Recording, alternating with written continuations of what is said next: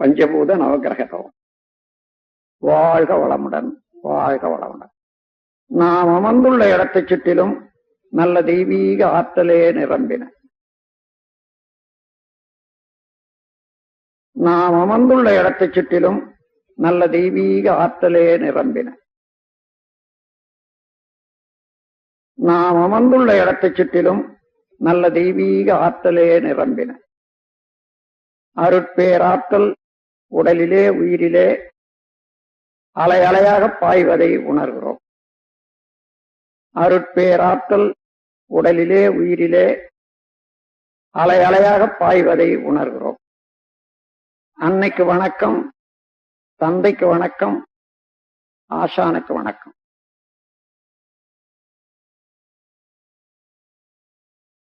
தவம் தொடங்குகிறோம். பஞ்சபூத நவகிரக தவம். பஞ்சபூதங்கள்ல பிருத்திவி, அப்பு, தேய், வாயு, ஆகாசம் என்று சொல்வார்கள்.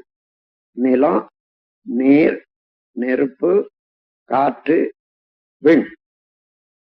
இவற்றில ஐந்தாவது தத்துவமாகிய மண், நிலம், அதையே நாம் இப்பொழுது தவத்துக்கு எடுத்துக்கொள்றோம். நிலத்துக்கு அறிகுறியாக இந்த உலக உருண்டையே நாம் நினைவுபடுத்திக் கொள்வோம். இந்த உலக உருண்டை மிகப்பெரியது, 25,000 மைல் சுற்றளவு உடையது. மண்ணு, லோகங்கள், ரசாயனங்கள் இவற்றால் ஆனது. தன்னைத்தானே விரைவாக 1000 மைல் வேகத்துல மணிக்கு தன்னைத்தானே சுற்றி கொண்டிருப்பது. சூரியனை ஒரு நாள் ஒன்றுக்கு 16 லட்சம் மைல் சுற்றி வரக்கூடியது. இத்தகைய வியத்தகு கோள் இந்த நிலம், உலகம். அதனுடைய மேன்மையை மனவிரிவு கொண்டு மதித்து போற்றுவோம். அதனோடு ஒன்றி கலந்து உயிர் தொடர்பு பெறுவோம். இந்த பிரபஞ்ச பரிணாமத்துல இந்த நில உலகின் உற்பத்தி ரகசியத்தை உணர்ந்து கொள்வோம்.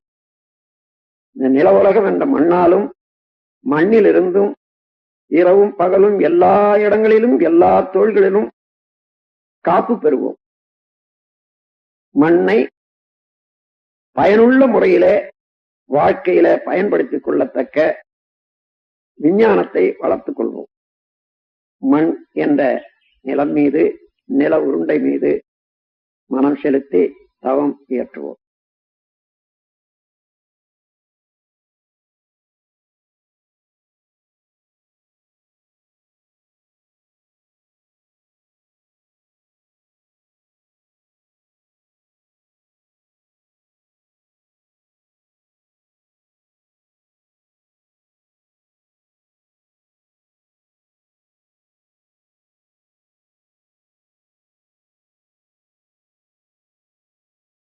பிரபஞ்ச பரிணாமத்துல 4வது தத்துவமாகிய நீரின் மேல் தவம் தொடங்குகிறோம்.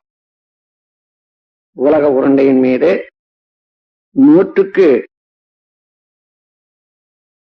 28 பகுதி நிலம். அந்த நிலத்திலே பெரும் பகுதி நீரால் சூழப்பட்டிருக்கிறது.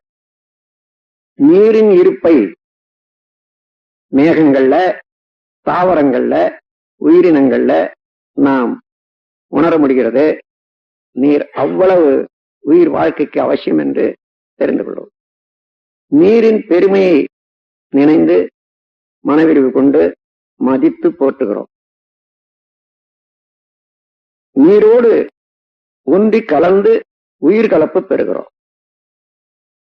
பிரபஞ்ச பரிணாமத்துல நீரின் உற்பத்தி ரகசியத்தை உணர்ந்து கொள்வோம். நீராலும் நீரிலிருந்தும் இரவும் பகலும் எல்லா தொழில்களிலும் எல்லா இடங்களிலும் காப்பு பெறுவோம். நீரை பயனுள்ள முறையிலே உபயோகித்துக் கொள்ளக்கூடிய விஞ்ஞானத்தை வளர்த்துக் கொள்வோம். நீரின் மேல் மனம் செலுத்தி தவம் இயற்றுவோம்.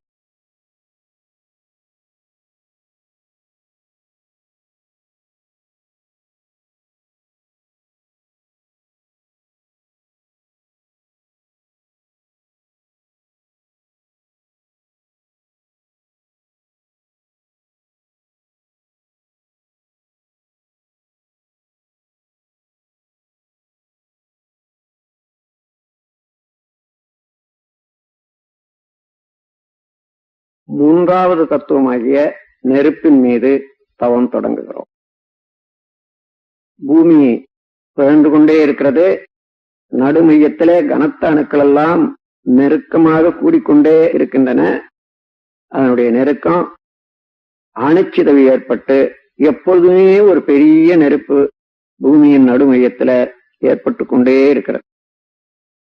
அதனுடைய கனல் மேல் பகுதி வரையில வந்து உயிர்கள் வாழ்வதற்கு உதவியாக இருக்கின்றது. மனவிரிவு கொண்டு நெருப்பின் பெருமையை மதித்து போற்றி மகிழ்கிறோம். நெருப்போடு உந்தி கலந்து உயிர்கலப்பு பெறுகிறோம். இந்த பிரபஞ்ச பரிணாமத்துல நெருப்பின் உற்பத்தி ரகசியத்தை உணர்ந்து கொள்வோம். நெருப்பாலும் நெருப்பிலிருந்தும் இரவும் பகலும் எல்லா நேரத்திலும் எல்லா இடங்களிலும் எல்லா தொழில்களிலும் நாம் காப்பு பெறுவோம். நெருப்பை பயனுள்ள முறையிலே உபயோகித்துக் கொள்ளக்கூடிய கலையை வளர்த்துக் கொள்வோம். நெருப்பின் மீது மனம் செலுத்தி தவம் இயற்றுகிறோம்.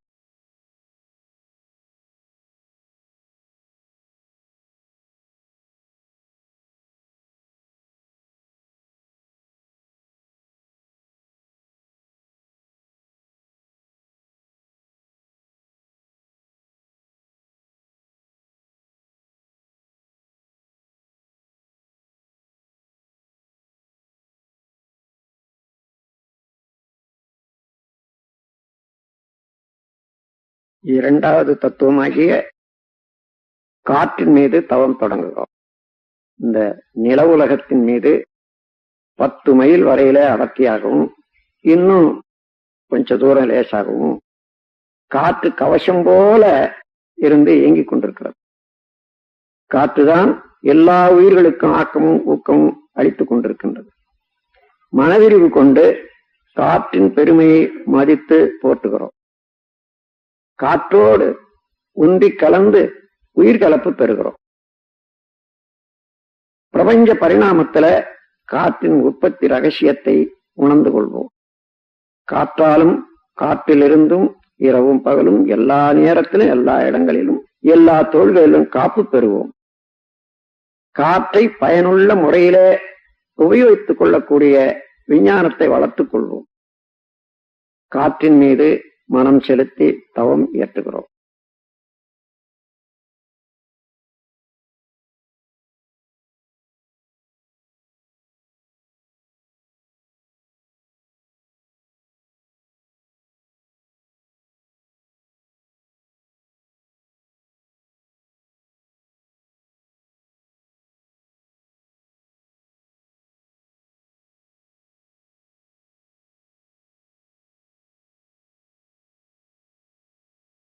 முதல் தத்துவமாகிய விண்ணின் மீது தவம் தொடங்குகிறோம்.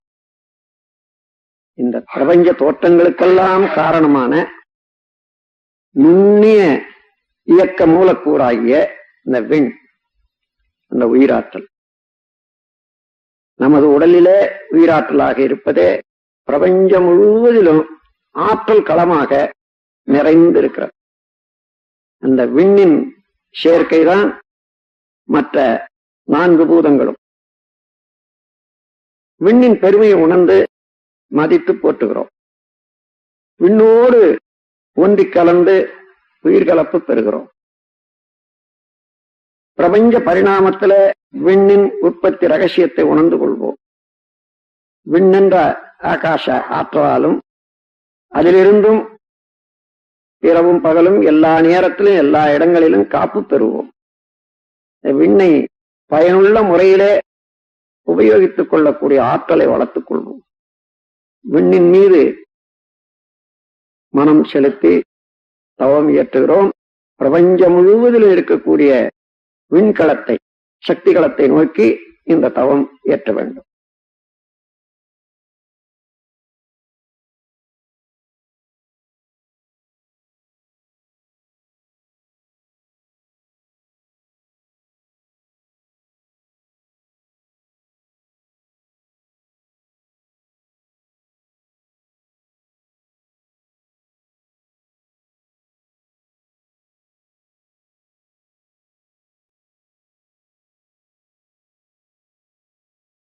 இந்த விண் நிறைந்த சக்திகளமாகிய அந்த ஆகாசத்துல, மகா ஆகாசத்துல பல கோடி நட்சத்திரங்களை பார்க்கிறோம்.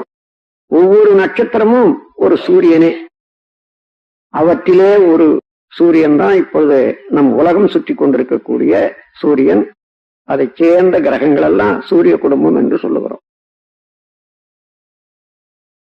சூரிய குடும்பத்தை சேர்ந்த எல்லா கோள்களும் நமது உடலுக்கும் மனதுக்கும் நேரடியாக நெருங்கிய தொடர்புடையவை.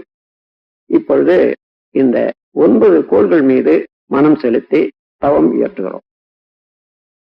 முதல்ல சூரியனை நமது தவத்துக்காக நினைத்துக் கொள்கிறோம்.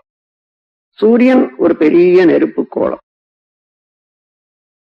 அது பூமியை விட 19 லட்சம் மடங்கு பெரிது என்று கணக்கெடுத்திருக்கின்றார்கள். ஆரஞ்சு நிறமான கதிர்களை வீசிக்கொண்டு 25 நாட்களுக்கு ஒரு சுற்றும் தன்னைத்தானே முடித்துக் கொண்டு இயங்குவது சூரியன். சூரியனுடைய காந்தாலை கதிர்கள் வாழ்க்கையிலே வெற்றி, அறிவு மேன்மை, கல்வி மேன்மை, வாழ்க்கை வளங்கள் அனைத்தும் அளிக்க வல்லது. சூரியனுடைய காந்தாலை கதிர்களை நாம் ஏற்று நம்மோடு ஒன்றுபடுத்திக் கொள்ளுகிறோம். எப்பொழுதுமே சூரியனுடைய காந்தாலை கதிர்கள் நமக்கு நன்மையே செய்து கொண்டிருக்குமாக சூரியன் மீது மனம் செலுத்தி தவம் இயற்றுகிறோம்.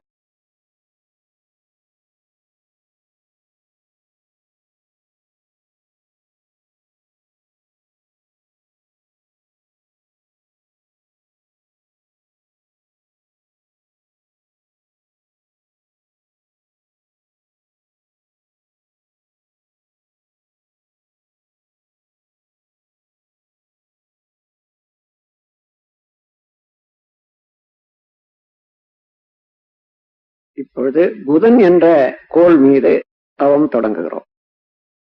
சூரியனுக்கு அப்பால் 3 கோடி மைல் தொலைவில் இருந்து கொண்டு சூரியனை வலம் வந்து கொண்டிருப்பது புதன்.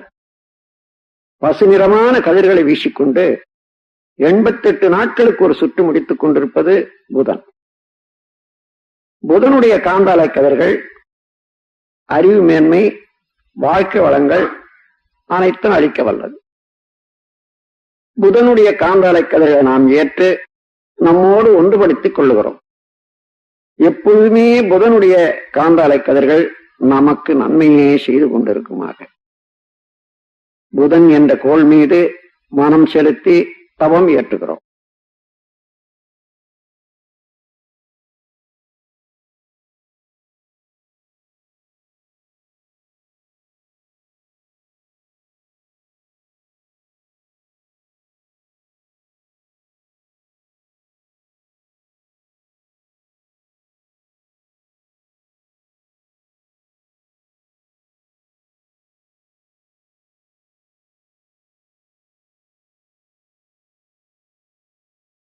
இப்பொழுது சுக்கிரன் என்ற கோள் மீது தவம் தொடங்குகிறோம்.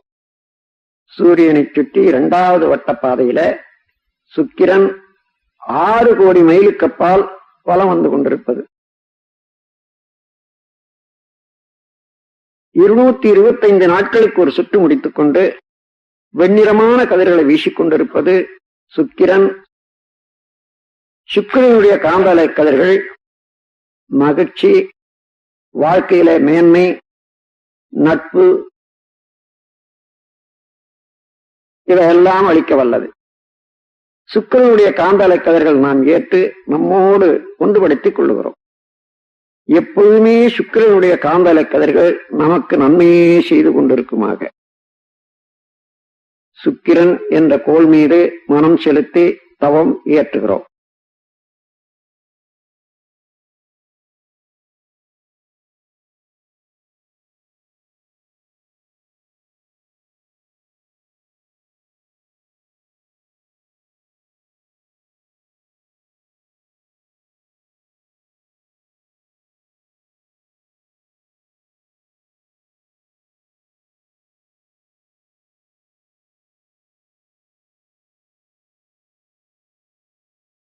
பொழுது சந்திரன் என்ற கோள் மீது தவம் தொடங்குகிறோம்.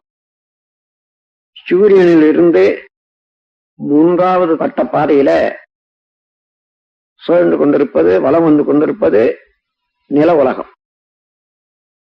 9 கோடி மைலுக்கு அப்பால் அந்த நில உலகத்தை வலம் வந்து கொண்டிருப்பது சந்திரன் 2,30,030 மைலுக்கு அப்பால். 29 நாட்களுக்கு ஒரு சுற்று முடித்துக் கொண்டு வெண்ணிறமான கதிர்களை வீசிக்கொண்டிருப்பது சந்திரன். சந்திரனுடைய காந்தாலை கதிர்கள் நமது இரத்த ஓட்டத்திலே சீர்மை அமைப்பது, அறிவிலே மேன்மை தருவது, வாழ்க்கையில் வளம் தருவது. நாம் எப்பொழுதுமே சந்திரனுடைய காந்தலை கதிர்கள் நமக்கு இந்த நன்மைகளை எல்லாம் செய்து கொண்டே இருக்குமாக சந்திரன் மீது மனம் செலுத்தி தவம் இயற்றுகிறோம்.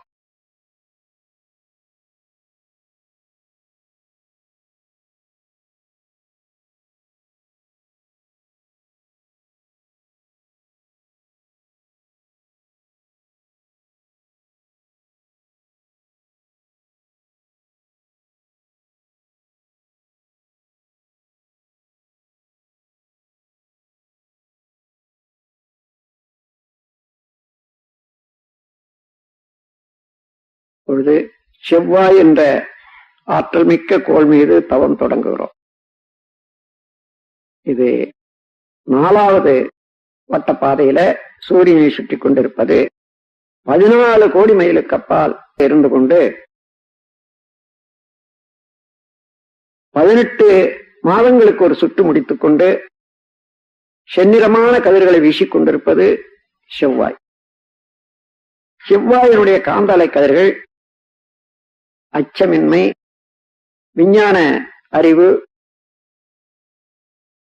மெய்யறிவு, வாழ்க்கை வளங்கள் அனைத்தும் அளிக்க வல்லது. செவ்வாயினுடைய காந்தலை கதிர்களை நாம் ஏற்று நம்மோடு ஒன்றுபடுத்திக் கொள்ளுகிறோம். எப்பொழுதுமே செவ்வாயினுடைய காந்தலை கதிர்கள் நமக்கு நலமே செய்து கொண்டிருக்குமாக செவ்வாய் என்ற கோள் மீது மனம் செலுத்தி தவம் இயற்றுகிறோம்.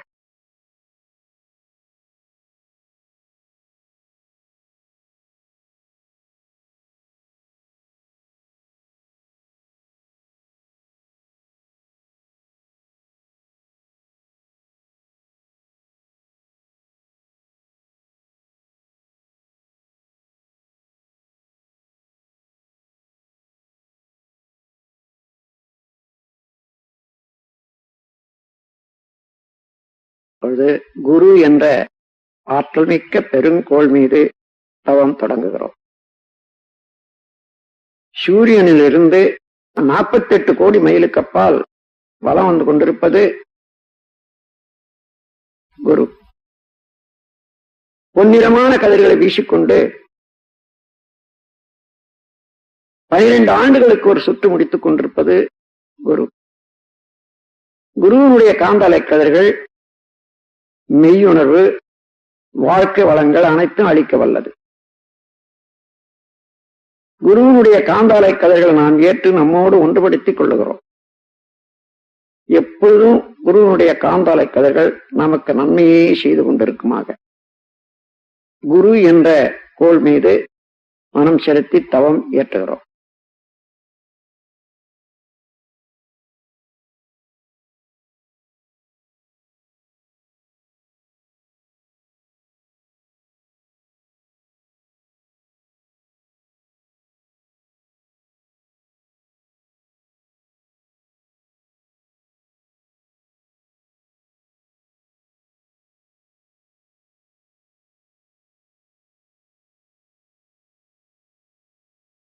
அப்பொழுது சனி என்ற ஆற்றல் மிக்க கோள் மீது தவம் தொடங்குகிறோம்.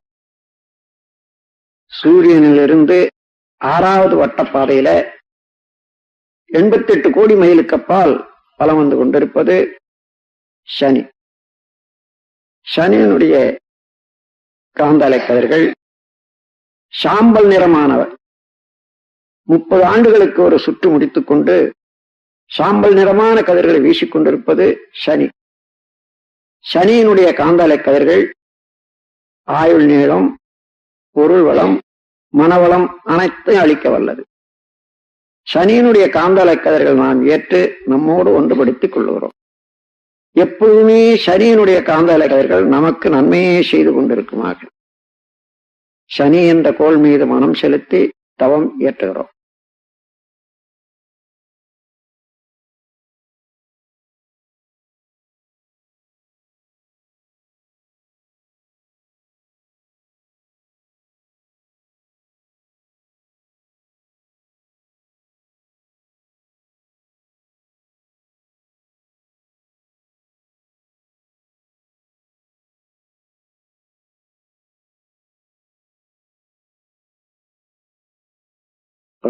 ராகு கேது என்னும் ஆற்றல்மிக்க காந்தாலை பாதைகள் மீது தவம் தொடங்குகிறோம்.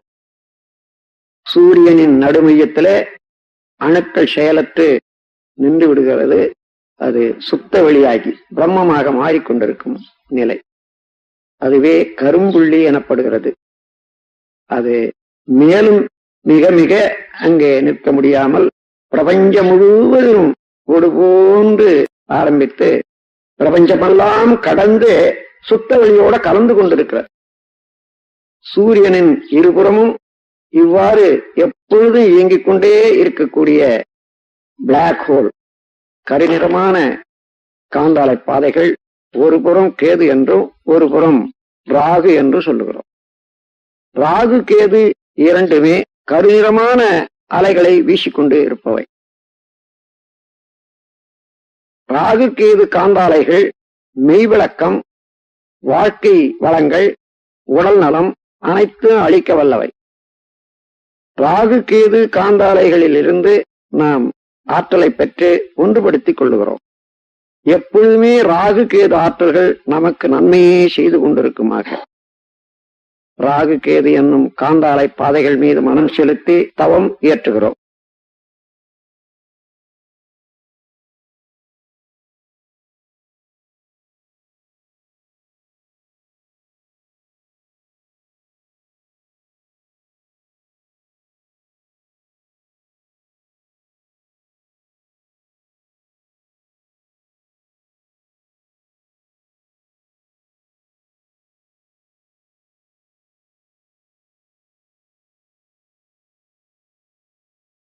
இந்த பேரியக்க மண்டலத்திலே இந்த சூரிய குடும்பத்தை போன்று கோடான கோடி சூரிய குடும்பங்களை பார்க்கிறோம்.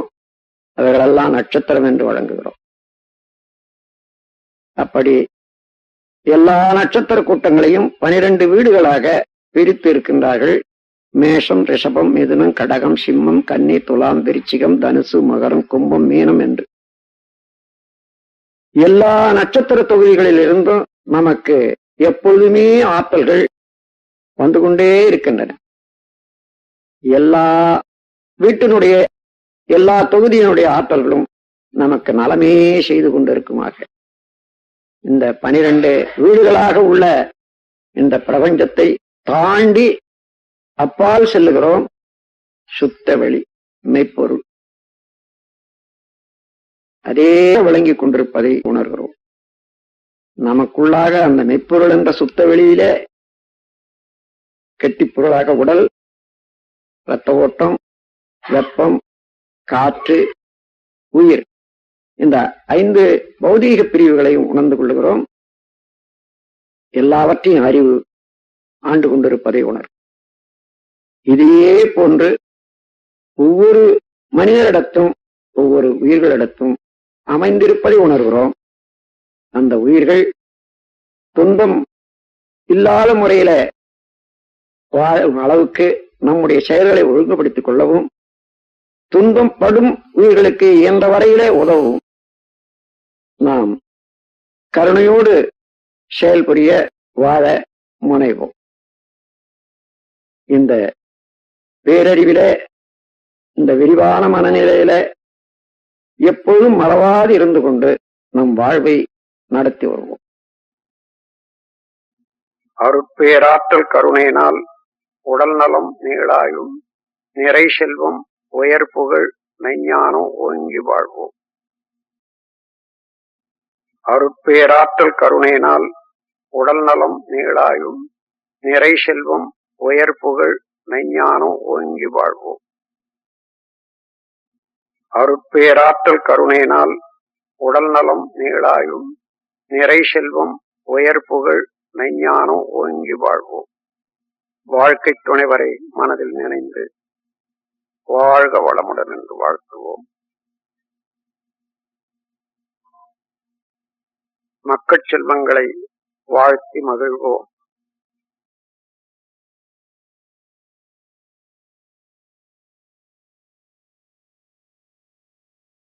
உடன் பிறந்தோரை ஒருவராக வாழ்த்திக் கொள்வோம்.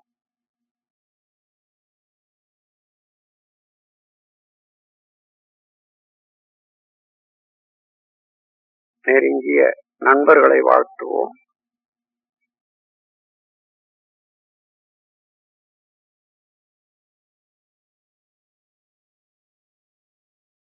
தொழில்துறையிலே, கடமையிலே தொடர்புடையவர்களை எல்லாம் வாழ்த்துவோம்.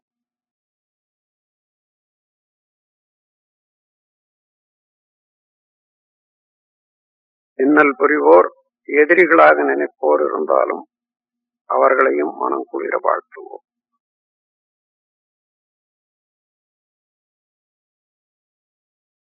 வாழ்க வையகம், வாழ்க வையகம், வாழ்க வளமுடன். உலகில் உள்ள பொறுப்புடைய தலைவரெல்லாம் உயிரறிவை உள்ளுணர்வாய் பெறுதல் வேண்டும். உலகனைத்து நாடுகளின் எல்லை காக்க ஓருலக கூட்டாட்சி வலுவாய் வேண்டும். உலகில் போர், பகை, அச்சமின்றி மக்கள் உழைத்துண்டு வளங்காத்து வாழ வேண்டும். உலகெங்கும் மனித குலம் அமைதி என்னும் ஒரு வற்றாத நன்னிதி பெற்றிய வேண்டும். வாழ்க வையகம், வாழ்க வையகம், வாழ்க வளமுடன். ஏரி, குளங்கிணறு, ஆறு எல்லாம் நிரம்பி வழிய மாறி அளவாய் பொழிக, மக்கள் வளமாய் வாழ்க. ஏரி, குளங்கிணறு, ஆறு எல்லாம் நிரம்பி வழிய மாறி அளவாய் பொழிக, மக்கள் வளமாய் வாழ்க. ஏரி, குளங்கிணறு, ஆறு எல்லாம் நிரம்பி வழிய மாறி அளவாய் பொழிக, மக்கள் வளமாய் வாழ்க. வாழ்க வையகம், வாழ்க வையகம், வாழ்க வளமுடன். ஓம் சாந்தி சாந்தி சாந்தி.